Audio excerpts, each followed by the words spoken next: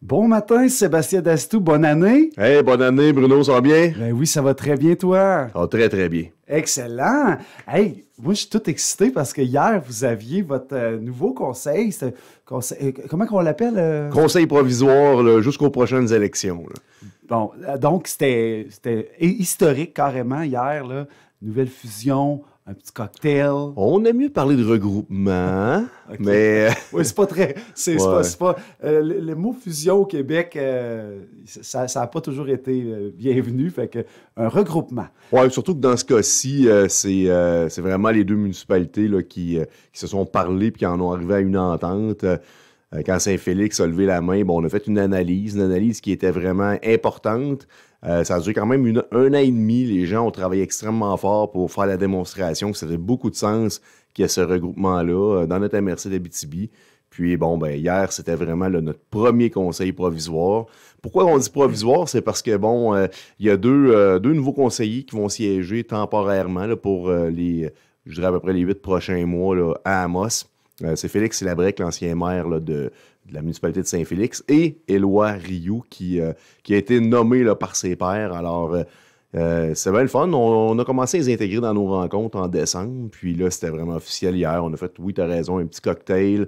Il y avait même des citoyens de l'ancienne municipalité de Saint-Félix qui étaient là. Puis là, tu sais, là, je dis l'ancienne, puis la Nouvelle-Ville, puis tout ça, là, mais tu sais, dans pas long, là, on va appeler Ville d'Amos, puis Saint-Félix deviendra le secteur Saint-Félix d'Amos, un peu au même titre que Saint-Maurice, c'est le secteur Saint-Maurice, puis ça a toujours resté comme ça. Tu sais, on a fait la programmation du calendrier. Il y aura 2 rencontres annuelles à Saint-Félix, vraiment au complexe sportif là-bas, pour pouvoir être plus proche là, des citoyens, comme on fait une fois par année à Saint-Maurice. Puis, non, vraiment, là, c'est le fun hier. C'est effectivement historique. C'est passionnant parce que les citoyens anciennement, officiellement. Alors, OK, on va apprendre le vocabulaire. Là. C'est le secteur Saint-Félix.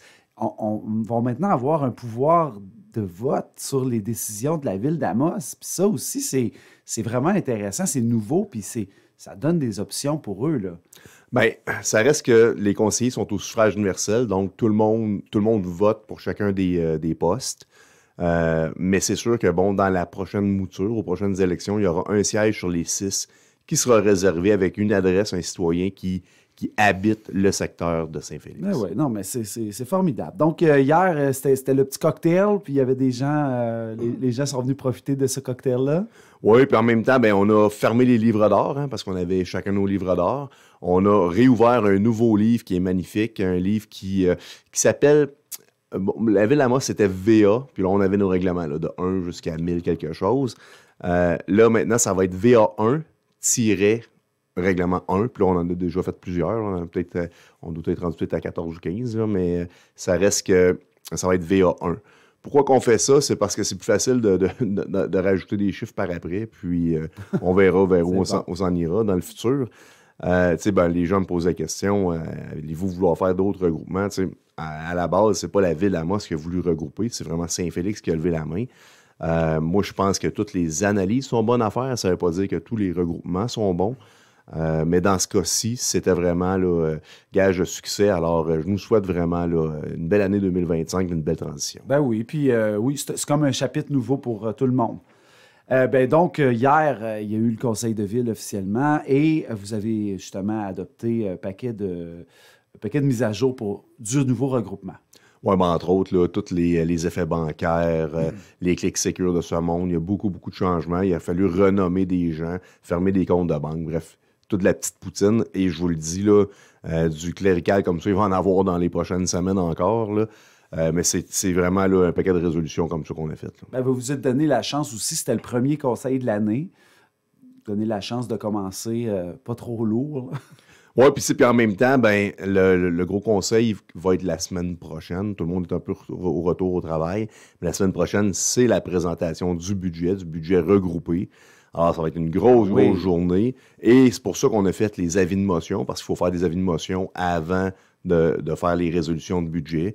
Donc, un paquet d'avis de motion qui sont relatifs là, au taux de taxe et ces choses-là, qui vont être présentés là, en grande première lundi prochain. Donc, on va en parler davantage la semaine prochaine de ces avis de motion-là. du budget, ben ouais, on a bien hâte de voir tout ça.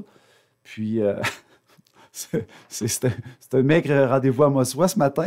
Ben écoute, j'ai le goût d'en profiter là, pour peut-être faire une précision, parce que durant le temps des fêtes, je me suis fait poser beaucoup de questions. Ah oui, vas-y.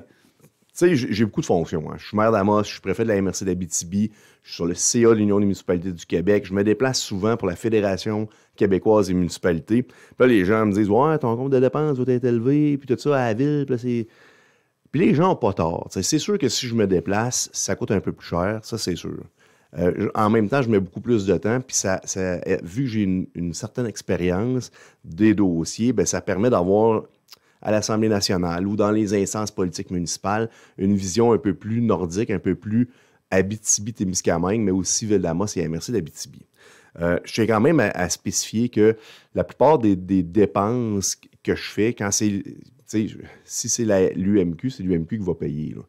Mon compte de dépenses est envoyé à l'UMQ.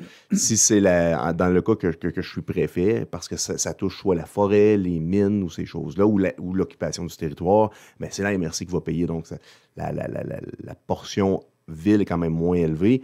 C'est sûr que si je me déplace au nom de la ville, bien là, ça va être la ville. T'sais. Fait que je suis très, très, très prudent. Puis, bon, les gens, des fois, ils vont dire payes-tu de l'alcool? Jamais je mets d'alcool sur mes factures.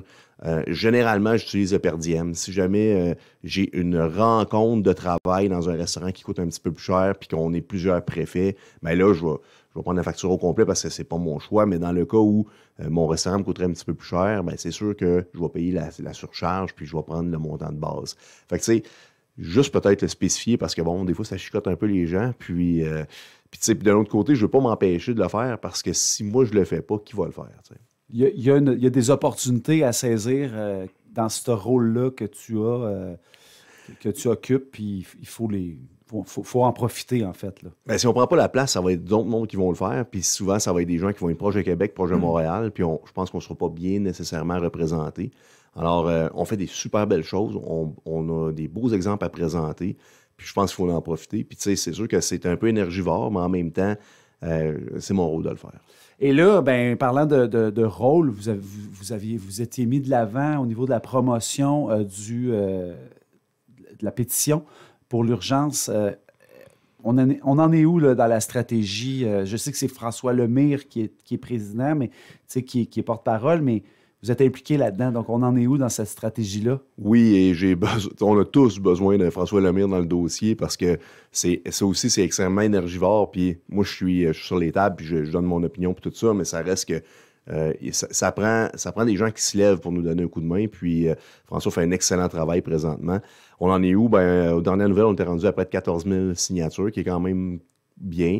On a sorti de l'argent là, pour se faire épauler par des firmes, je dirais, là, qui sont habilitées sur les médias sociaux, justement, pour aller chercher une viralité, pour aller chercher des signatures. Fait que ça aussi, ça va bien.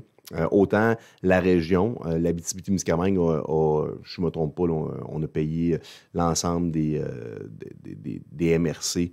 On a payé une semaine de pub. La MRC d'Abitibi en a payé une semaine. Il y a des organismes qui se sont ajoutés à ça. Ça va bien de ce côté-là. On est en train de travailler sur un format de lettre où les grandes entreprises ou les organismes vont pouvoir envoyer directement là, soit au ministre de la Santé ou directement au premier ministre.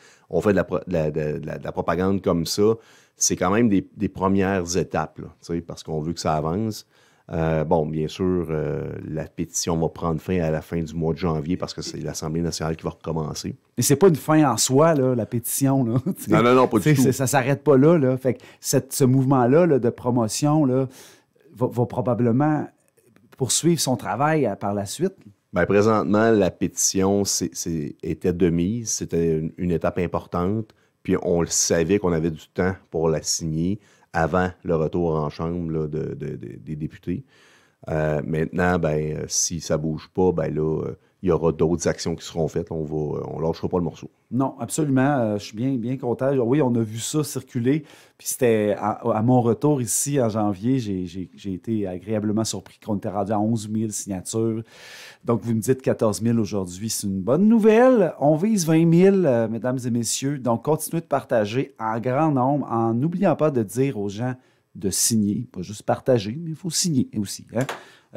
Sébastien Dastou, ça fait le tour des rendez-vous à Mossois pour ce matin. Vous voulez souhaiter quelque chose à nos auditeurs? Ben, je souhaite à tout le monde de passer une belle année 2025. Je sais que présentement, il y a beaucoup de cas là, de toutes sortes, là, des scarlatines, des rougeoles. Soyez prudents, prenez soin de vous. Puis en même temps, ben, j'ai hâte de vous présenter le budget la semaine prochaine. Alors, soyez à l'écoute.